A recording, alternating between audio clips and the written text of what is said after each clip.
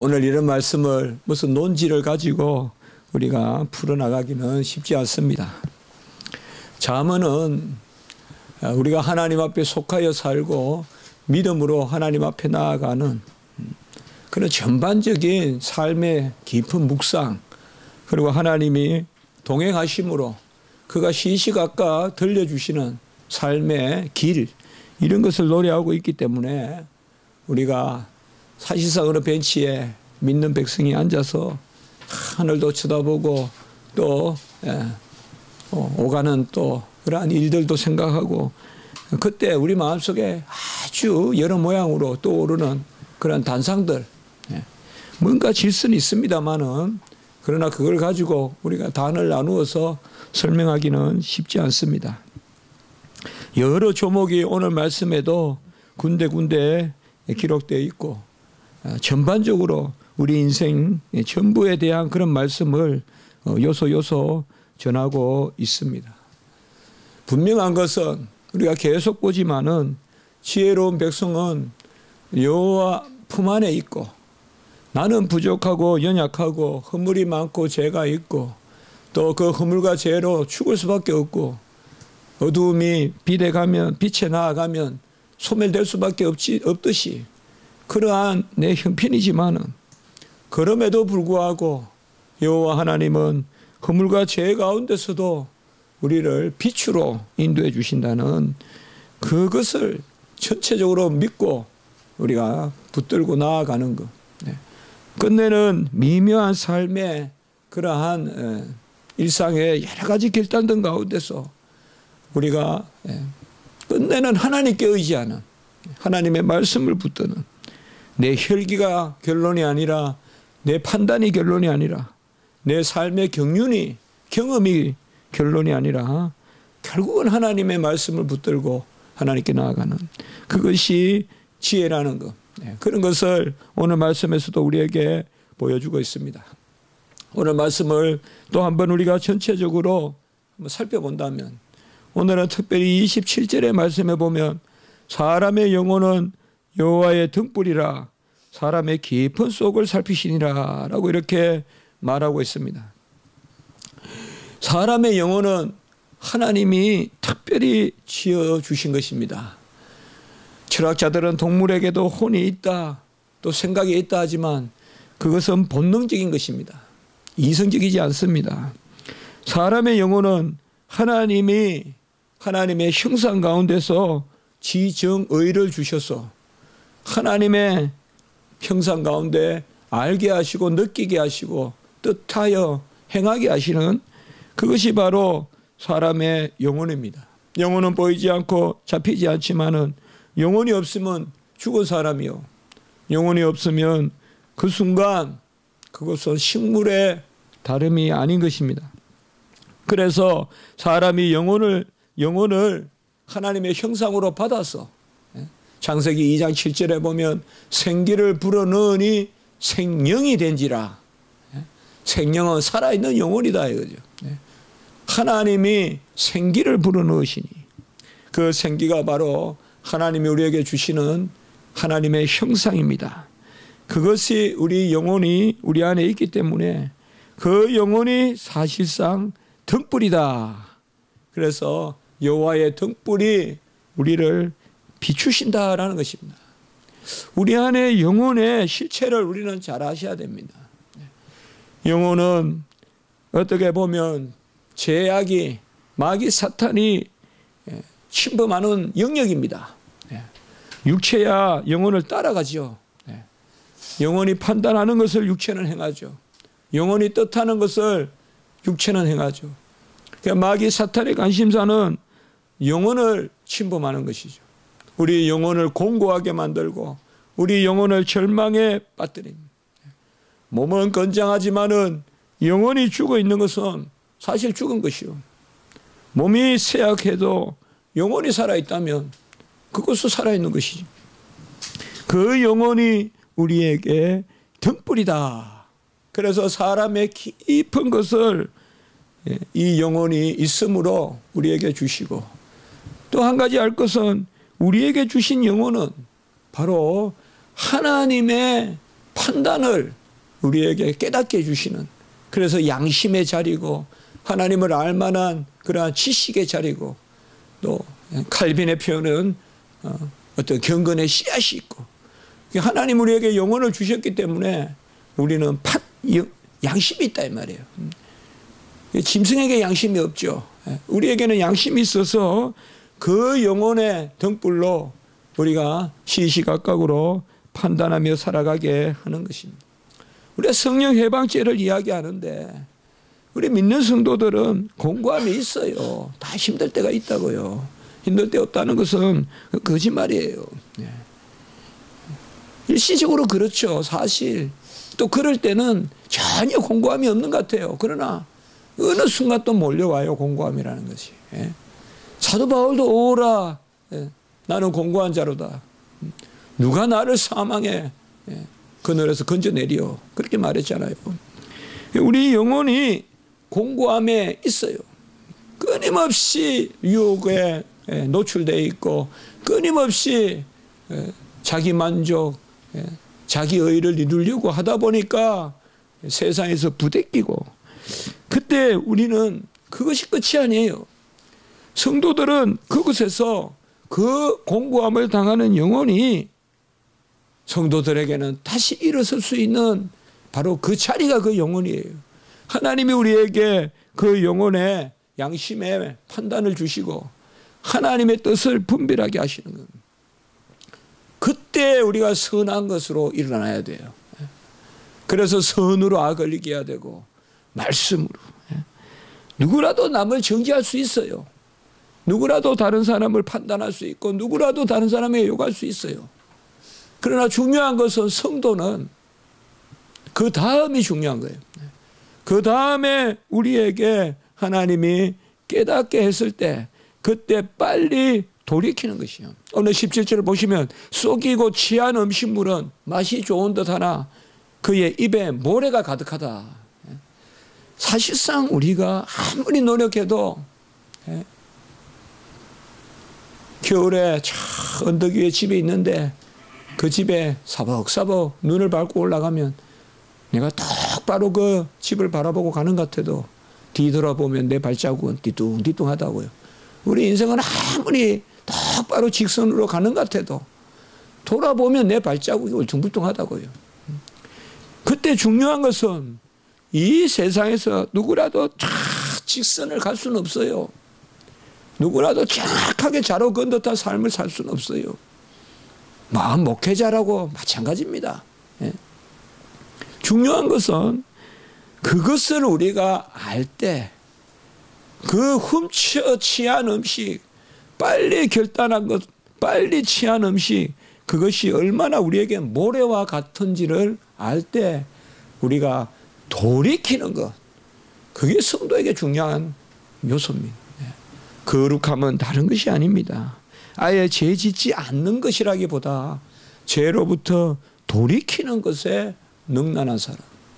다툼이 있더라도 먼저 화해할 수 있고 같이 판단하더라도 그 사람은 여전한 악 속에 있더라도 그렇게 느껴지더라도 내가 먼저 나의 잘못을 인정하고 그렇게 나아가는 것, 그게 지는 것 같지만은 지지 않는 것이란 것이죠. 특별히 오늘 20절에 보시면 자기의 압이나 의미를 저주하는 자는 그의 등불이 흑암 중에 꺼짐을 당하리라. 자, 이런 말씀은 상당히 강한 말씀인데요. 바로 우리 안에 영혼이라는 등불을 주셨는데 무엇보다도 중요한 것은 약속에 있는 첫 계명 압이와 의미를 저주하지 말라. 저주라는 말은 여러 뜻이 있습니다만은 가장 중요한 것은 내버려 두는 것입니다. 상관하지 않는 것입니다. 무시해버리는 것입니다. 이게 무슨 거예요?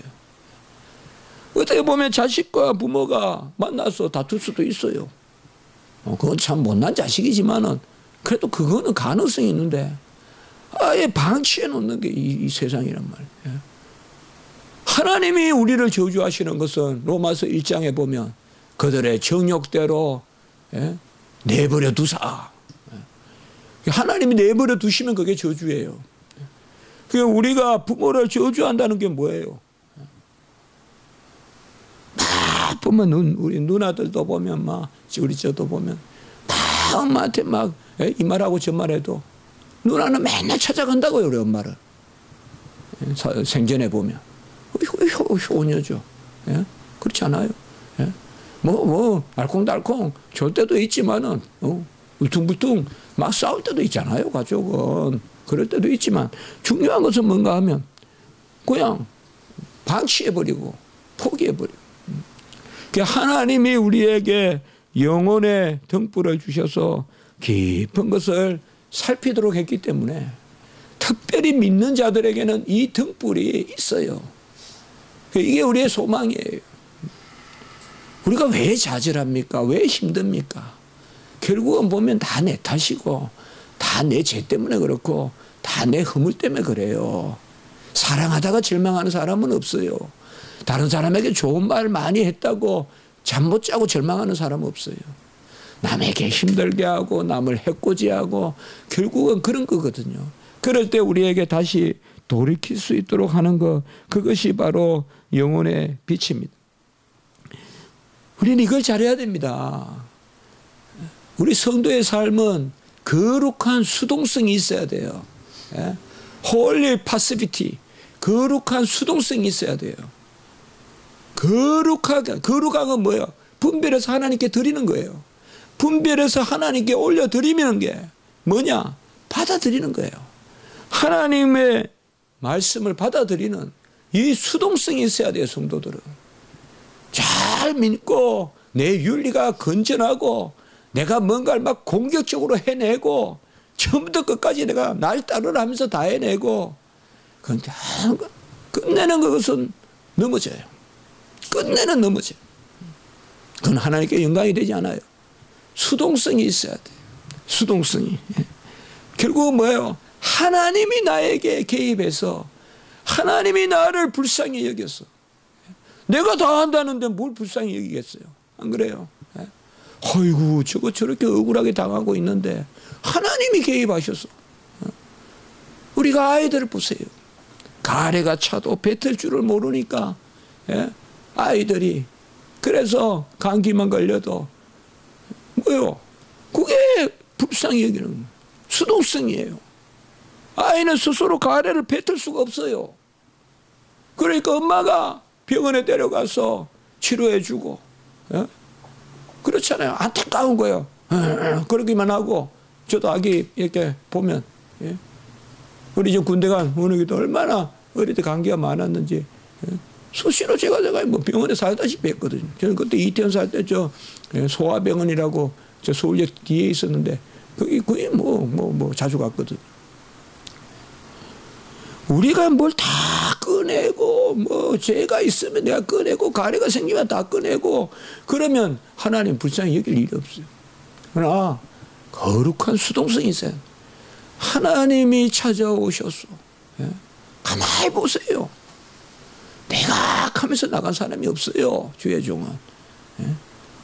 사무엘이 그 산중에 다윗을 찾아와서 기름 부어서 하나님의 왕을 만들듯이 말이에요. 그래서 하나님의 영혼이 우리 안에 있는 자들은 내 길로 가지 않고 오늘 24절에 보면 사람의 걸음은 여호와로 말미암나니 사람이 어찌 자기의 길을 알 수 있으랴라고 이렇게 말하고 있어요. 이 수동성이란 말이에요. 우리는 기본적으로 그냥 내가 계획을 잡아놓고 하나님 도와주세요. 이렇게 보통 시작한다. 그게 아니다. 사람의 걸음이 여호와로 말미암으니 사람이 없지 자기의 길을 갈 수 있냐. 우리 주님이 길이 되시고 우리 주님의 길로 가야 푸른 초장과 쉴만한 물가가 있습니다. 양이 스스로 지혜로워야 되겠습니까? 양이 자기 길을 찾는다면 어찌 생명이 있겠습니까? 양의 일은 어떻게 보면 그저 꼴을 먹는 거예요. 양의 일이 뭐가 있어요? 뭐 양이 밤새 그 다음날 어디 초장에 갈까? 뭐 그 다음에 집 안에 있을까? 뭐 바깥에 나갈까? 안 그러잖아요. 어릴 때 이게 저도 초등학교 때 집에 염소가 있었는데 초등학생이 끌고 와도 그냥 따라가요. 따라가야지. 거기에 다 풀 있는데 하루 종일 뜯어먹을 만큼 주인이 차 줄도 있죠. 움직일 만큼만 줄에 너무 짧게 하면 또 풀이 적으니까 어느 정도 줄로 염소를 꼭 묶어 놔가지고 그 줄 안에서 하루 종일 풀 뜯어먹게끔 해놓고 해거름하면 가서 초등학생이 또 데리고 오고 뭐 주인이 별거 아닌 것 같아도 주인이 없으면 염소가 되냐 이 말이에요. 마찬가지입니다. 우리의 길도 이러한 수동성이 있어요. 부족한 정도 살아온 걸 생각해 보면 제가 무슨 길을 선택했다. 한 번도 그런 일이 없는. 물론 그때 대학도 선택하고 그때 원서를 내고 시험도 치고 그런 일도 많았지만 크게 보니까 전부 여호와의 행로로 여호와의 길로 끌려온 것이지 우리가 뭘 정해가지고 그렇게 해서 된 것이 있겠느냐. 오직 우리는 주님이 이끄시기 때문에 미래의 특성은 막막한 거예요. 미래는 아무도 알 수가 없어요. 미래 앞에 자신 있는 사람 아무도 없어요. 과거는 자신 있게 헤아리는 사람이 혹 있지만은 미래에는 아무도 알 수가 없어요. 아무도. 하만이 장대에 달릴 거라고 1분 1초 전에라도 생각했겠어요. 그러나 하나님은 하만을 장대에 걸어버리고 모르드게에게 왕의 옷을 입혀서 하만이 그 말을 끌게 가게 그 행진을 하게 하는 그 일을 누가 알겠습니까? 내일 일을 염려하지 말고 우리는 여호와 하나님께 오늘 밤을 맡겨야 돼요. 주여 인도하소서 이끄소서 주여 주님이 울타리가 되소서 우리에게 주의 지경대로 주의 울타리에 즐거이 머물게 겠나이다. 우리가 주님의 울타리에 머물 때 즐겁잖아요. 말씀의 울타리에 머물고 주님의 은총의 울타리에 머물 때 십자가의 그늘에 머물 때 우리가 즐거운 거지 벗어나면 즐거운 게 아니에요. 양이 울타리를 벗어나면 죽음밖에 없어요. 스코틀랜드 가서 제가 직접 봤다니까요.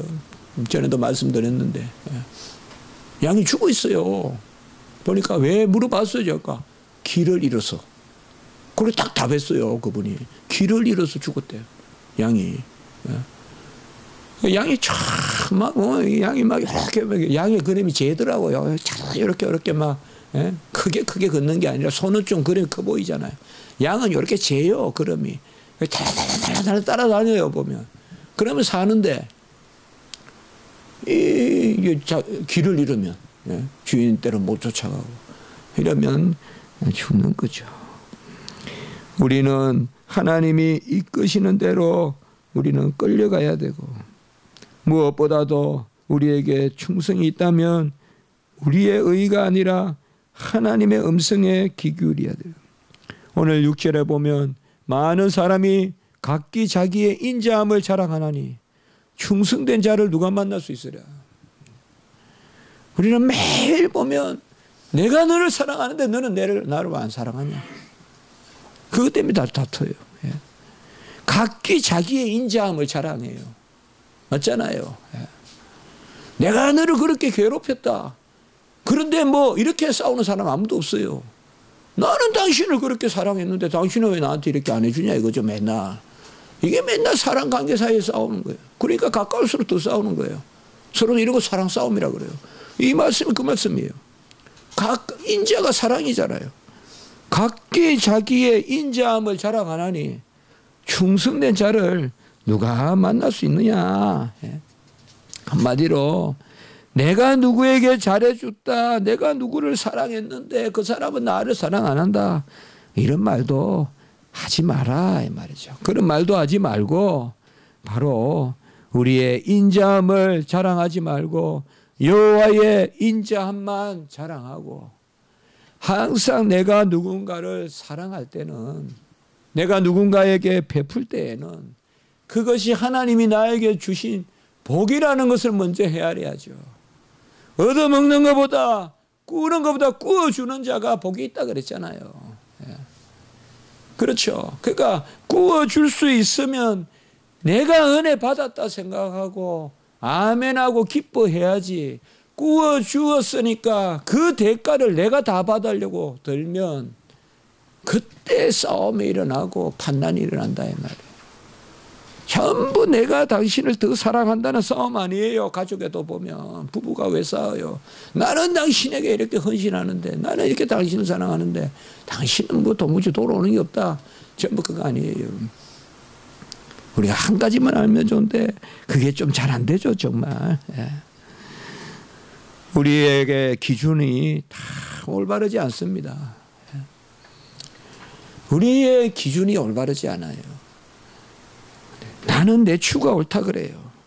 오늘 9절에서 10절의 말씀에 보면 내가 내 마음을 정하게 하였다. 내 죄를 깨끗하게 하였다 할 자가 누구냐. 내가 내 마음을 깨끗하게 했어. 내 죄를 깨끗하게 할 자가 누구냐 이거예요. 그 다음에 10절 말씀해 보세요. 한결같지 않는 저울추가, 내가 가지고 있는 저울추가 이잣대 저잣대 왔다 갔다 한다 이 말이에요. 그 다음에 뭐요? 한결같지 않은 대. 옛날 쌀 이렇게 되는 거 있잖아요. 싸전에 가면 호흡으로 파는 것도 있고 한 대짜리 뭐 두 대짜리 뭐 말 있잖아요. 이렇게 보면 다 그게 대란 말이에요. 내가 가지고 있는 저울추도 한결같지 않고 내가 가지고 청량하는 대도 한결같지 않다 이거예요. 내가 누구에게 인자하다고 말할 것이고 내가 누구를 에게 나는 정하다, 나는 한결같다, 나는 올바르다 누구에게 말할 수 있겠느냐. 여호와께 돌리라는 거예요. 아까 말씀같이 그 영혼이 살아있다는 거죠. 여호와의 등불에. 나를 부인하지 않고는 절대 남을 인정할 수가 없어요. 나를 부인하지 않고는 절대 남을 판단하지 않을 수 없어요. 근데 성경은 판단을 가장 큰 죄로 봐요. 내 저울추가 바르지 않다는 겁니다. 나이가 들수록 내 저울추가 자꾸 굳어가요. 내 이 대박이 자꾸 굳어간다고요. 그게 유연해져야 이게 노연의 원숭미라고 할 수 있는데요. 자꾸 또 고착돼요. 내가 이렇게 살았는데 이게 맞다 이렇게 자꾸 말이죠. 이 젊은이들이 답답하죠 보면. 아무 옳다고만 하니까. 이거 요새 또 같이 가는 그렇지 않은데. 물론 어른들의 그런 영화와 면류가 있죠. 면류관이 있죠. 그러나 우리가 살아갈수록 그런 완고해지는 나라도 자기가 그냥 자기 추만 옳다 그러고 자기 대빵만 그냥 자기 대만 옳다 그러면 나라도 불행한 거예요. 요새도 무슨 소통이 안 된다 그런 말도 많이 하잖아요. 나만 옳다 그러면 안 되는 거예요. 국무총리도 옳다고 해줘야 되고 국회의장도 옳다고 해줘야 되고 끝내는 국민도 옳다고 해줘야 되고 그렇죠. 교회도 마찬가지죠. 나만 옳다 그러면 안 돼요. 목회자만 옳다 그래도 안 되고 장로님만 옳다 그래도 안 되고 전부 내 저울만 가지고 나는 정하다. 여기 정한 사람 아무도 없다 그랬잖아요. 누가 도를 들어치겠냐. 하나님 앞에 주님 앞에 우리는 수동성을 가져야 된다며. 내 저울추가 아니라 여호와 앞에 나를 끌고 가면. 그래서 역시 칼빈은 나의 비천함과 나의 연약함과 나의 죄와 허물을 보지 않고는 하나님의 영광을 볼 수 없다 그랬단 말이에요. 내가 옳다 하는 사람 치고 하나님을 가까이 할 수 있는 사람이 없다. 그것을 오늘 여기에서 말씀하고 있습니다. 23절에도 보면 또 한 번 나옵니다. 한결같지 않은 저울 추는 여호와께서 미워하시는 것이요 속이는 저울은 좋지 못한 것이니라 라고 이렇게 우리에게 말하고 있습니다. 누구에게 이야기할 때 너무 내가 옳다고만 그렇게 이야기한다면 그것은 항상 내가 먼저 걸려 넘어진다는 것입니다. 우리는 내 추로 내 저울로 다른 사람을 판단하지 말라고 했어요. 오늘 22절을 같이 한번 읽어보겠습니다. 22절입니다. 시작. 너는 악을 갚겠다 말하지 말고 여호와를 기다리라. 그가 너를 구원하시리라. 네, 이건 정말 중요한 겁니다. 너는 악을 갚겠다 말하지 말고 여호와를 기다리라. 그가 너를 구원하시리라. 여러분 뭔가 잘못된 거 있을 때 참으세요. 내가 지적 안 해도 누군가가 해요. 이거 뭐 기회주의가 아니에요. 또 내가 그 사람의 지적 안 해도요. 무슨 일로 그 사람이 부끄러움을 당해요. 물론 불의해 놓고 무조건 그냥 눈 감고 그건 그 말이 아니에요. 어떤 내 공명심 그런 거로 나서지 말라는 겁니다. 여기도 말씀해 보면 너는 악을 갚겠다 말하지 말고 악을 갚음이 내게 있다 라고 주님이 말씀하셨어요. 하나님 말씀했어요. 악을 갚겠다 말하지 말고 여호와를 기다리라. 그가 너를 구원하시리라. 내가 악을 갚겠다 그러면서 정의라고 나서는데 하나님은 그걸 혈기라고 부르는 거예요. 예? 내가 이거 혈기다 하면서 화내는 사람 아무도 없어요. 다 정의라 그러면서 화내요. 그러나 하나님은 혈기라고 불러요. 지금 너무 잘못다. 저도 그게 좀 강하거든요. 예? 잘못된 거는 막 받아들일 수가 없는 거죠. 가서 또 많이 불이익을 당하기도 해요, 간혹. 예? 잘못된 것은 받아들일 수 없는. 그러나 기도하고 참으면 여호와가 그를 부끄럽게 하고 성경에 나오잖아요. 핀 숯을 그의 이마에 올린다 그랬잖아요. 네. 악인에게 여호와께서 다 판단하신 여호와가 너를 구원하시리라. 네. 이렇게 말씀했습니다. 그래서 우리의 판단을 여호와께 돌리고 내가 스스로 옳다 하지 말고 내 저울이 맞다 하지 말고 여호와의 저울로 공평케 하는 추는 여호와의 말씀의 추로 내 대박이 똑바르다 말하지 말고 수시로 나를 살펴보고 정말 내가 그만큼 옳은 사람인지 자식들에게도 마찬가지더라고요. 맞더라고요. 부모가 옳다 해서 자식이 감동받지 않더라고요. 하나님이 옳다고 해야 감동받지. 그렇더라고요. 오히려 많이 혼내는 아버지보다 그냥 참아주시는 어머니가 기준이 되더라고요. 어떨 때는 부모님이 다 필요하죠. 저 같은 경우는 그렇더라고요. 우리 아버지는 가장 다 그냥 아버지만 옳았거든요. 돌아가신 우리 아버지. 절대 타협을 안 했거든요. 옳으면 옳은 거예요.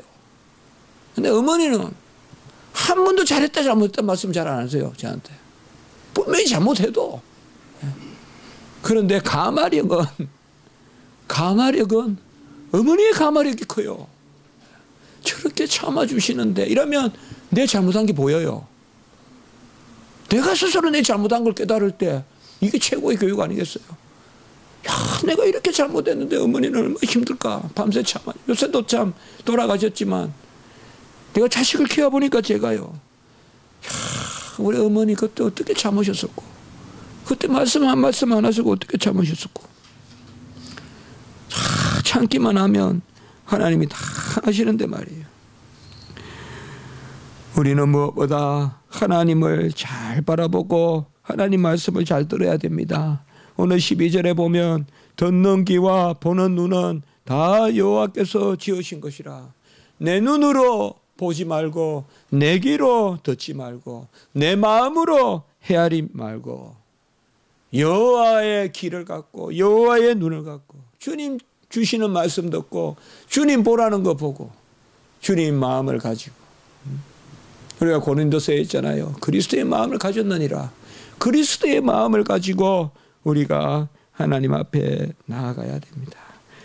그게 우리가 복을 받는 것이요. 그게 우리가 하나님 앞에 평강을 누리는 것입니다.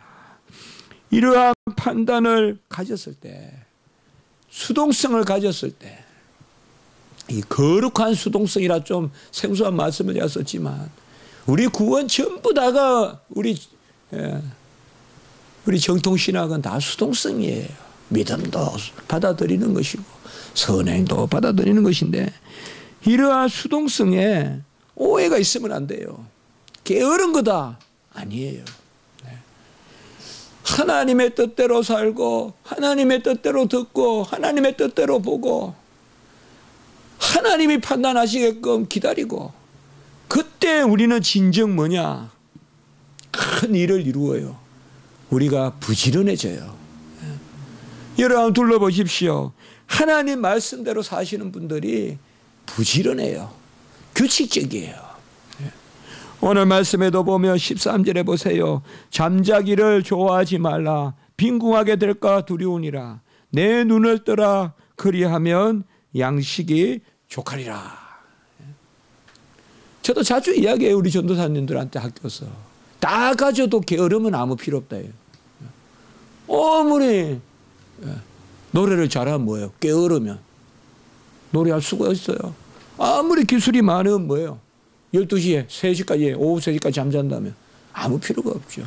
좀 모자라도 새벽에 일찍 일어나서 누구보다 빨리 마당을 쓸고 누구보다 빨리 밭으로 나가고 그런 사람이 수확을 많이 보지. 기술 좋고 뭐 농경 뭐 있으면 뭐예요? 아주 그냥 중천에 해가 떠도 아직까지 잠자고 있다면 아무 필요가 없죠. 우리가 자문에서 보면 게으르지 말라는 거 많이 이야기하고 있어요. 그럼 우리가 잘 아셔야 돼요. 하나님의 은혜에 의지하고 그의 길을 구하고 그의 뜻을 구하는 사람의 특징이 게으르지 않은 거예요. 저도 살다 보면 그래요. 책을 쓰고 또 하나님 앞에 인생의 진보가 있었을 때 그때는 보면 믿음이 좋았을 때고 그 믿음이 좋았을 때 하나님의 뜻을 순종했을 때가 보면 부지런해요. 내가 뭘 하겠다고 막 나서고 내가 뭘 하겠다는 어떤 그러한 것보다도 여호와의 뜻이라고 하면서 그때그때 처소처소에서 기도에 힘쓰고 감사하고 특별히 저는 박사과정 공부하고 할 때 정말 규칙적으로 살았거든요. 아침에 학교 가면 꼭 그 기도처가 있었어요. 그 창고에 창고, 에딘버러 대학교. 그 에딘버러 대학교, 그 신학교가 바로 존 녹스 우리 장로교 본산이잖아요. 거기에 보면 구석에 창고 같이 있었거든요. 간혹 어떤 학생들이 와서 무슨 촛불 켜놓고 뭐 행사 같은 거 하는데 거의 안 오거든요. 그러면 학교 조금 일찍 가서 학교까지 꼭 걸어가면 40분 걸려요. 가다가 이제 꼭 그때 라틴어 외우고 또 불어도 외우고 그래 이제 가요. 그러면 그 학교 가가지고 도서관에 가기 전에 도서관이 보통 9시 되면 문 열고 그랬거든요. 그때. 그러면 거기에 들어가서 꼭 무릎 꿇고 기도해요. 무릎이 그냥 캐캐묵은 그냥 곰팡이 냄새 나고 그러는데 스테인드 그라스가 있는데 그 햇빛이 쫙 비쳐 들어오면 그렇게 평안할 수가 없어요. 그렇게 마음이 평안할 수 없어요. 그때 저에게는 어떻게 보면 어려울 때예요. 우리 장모님 최장화 때문에 우리 집사람도 한국 나가 있지. 또 아이들 봐야 되지. 그 1년 6개월 아이들 보면서 공부했거든요. 그러나 그걸 규칙적으로 할 수 있었어요. 학교 보내고 학교가 애들 데려다 주고 둘 데려다 주고 오고.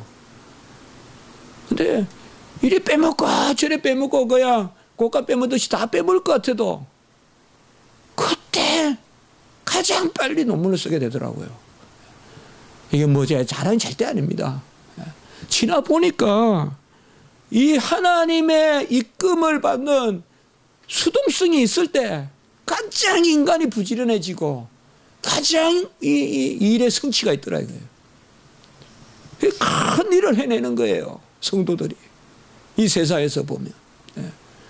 이 자문에서도 그것을 말씀해 주고 있습니다. 보면 4절에도 나오죠. 게으른 자는 가을에 밭 갈지 아니하나니 그러므로 거둘 때에는 구걸할지라도 얻지 못하리라. 그러니까 이쪽은 가을에 밭을 간단 말이에요. 우리는 봄에 밭을 갈지만 게으른 자는 가을에 밭을 갈지 않고 이쪽은 봄에 수확을 하잖아요. 우리하고 다르잖아요, 이게. 부지런하란데 이 부지런한 덕목이 참 중요해요. 부지런하고 규칙적이고 인생의 삶이 80, 요새는 뭐 90배, 이제 평균 연령이 거의 이제 꼭 90으로 갈 겁니다, 아마. 제가 미국 유학할 때 보면 화란 그쪽 지역은 거의 90이었어요, 평균이 벌써 그때. 거의 90이었어요. 그러니까 당연히 그냥 90 정도 사신다고 생각하고 인생을 디자인해요.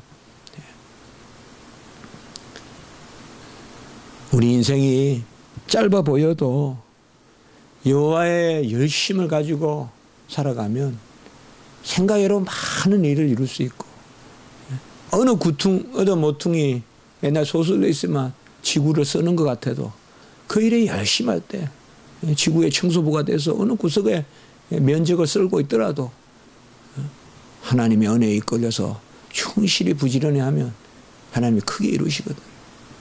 저는 우리 교회에도 그런 마음이 있길 바라고 제 자신의 삶도 우리 성도님 삶도 그런 마음이 있길 바라요. 저는 칼빈이 루터가 종교개혁을 이제 500주년 됐지만은 무슨 크게 막상 막 허장성세해서 그렇게 이뤘다고 보지 않아요. 어느 구석에서 자기들이 할 일에 충실할 때 그때 큰일들이 일어나는 거예요. 부지런히 하고 규칙적으로 하고 하나님의 은혜 가운데 최선을 다하면 이것이 오늘 우리에게 주시는 말씀이고 듣는 귀와 보는 눈 15절에는 같이 합니다. 지혜로운 입술. 그러니까 요거 말씀까지 잘 기억해서 여호와 하나님의 말씀을 듣고 보고 그 사람은 지혜로운 말을 하게 돼 있다 이거죠. 이것을 오늘 우리에게 말씀을 전해주고 있습니다. 오늘 말씀의 이 은혜가 정말 수동성이 있어야 돼요. 나서지 말란 말이에요. 나서지 말란 말이에요. 영이 앞장서게 하란 말이에요. 내 발이 내 혀가 앞장서지 말고 성령이 앞장서게 하라.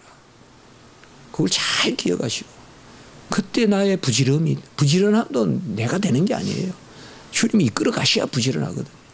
그것을 오늘 그러한 은혜가 있길 바랍니다. 함께 기도드리겠습니다. 거룩하고 자비로우신 하나님 아버지, 우리 인생의 영혼을 주시고 또 우리 영혼을 거듭나게 하시고 이제 우리가 우리 스스로 또 자행자지하지 아니하며 하나님께서 우리를 이끄시는 대로 가고 서고 구름기둥 불기둥의 강야의 역사와 같이 그때 우리에게 놀라운 은총이 임하며 그때 우리의 심령이 정하여진다고 하시고 우리의 추로 우리의 저울로 또 우리의 되로 무엇을 아버지가 평가하는 것이 아니라 오직 여호와의 잣대로 오직 여호와의 규진으로 말씀으로 살아가는 저희들이 되게 해 주시고 그 은혜 가운데서 우리가 부지런을 내는 그러한 삶을 살 수 있도록 주여 도와 주시옵소서. 우리에게 모든 성도님들 사랑하여 주시고 영혼마다 붙들어 주시고 비록 몸이 허약하나 영혼의 청결함을 주시며 영혼의 빛이 환히 비치게 하시고 우리 김전도사님도 하나님께서 그 영혼의 밝은 빛으로 육체의 연약함을 속히 회복하여서 마음껏 걷기도 하고 마음껏 뛰기도 하는 그런 은혜의 역사가 나타나게 하시고 주의 종을 온전히 순전히 붙들어 서우시사 이 시대의 진리의 교사 의의 사자 말씀의 선포자 주의 종으로 귀 들려 사용될 수 있도록 주여 인도하여 주시옵소서. 우리의 기도를 들어주시고 우리가 함께 간구할 때 불쌍히 여겨 주시옵소서. 구주 예수 그리스도 이름으로 감사하며 기도드리옵나이다. 아멘.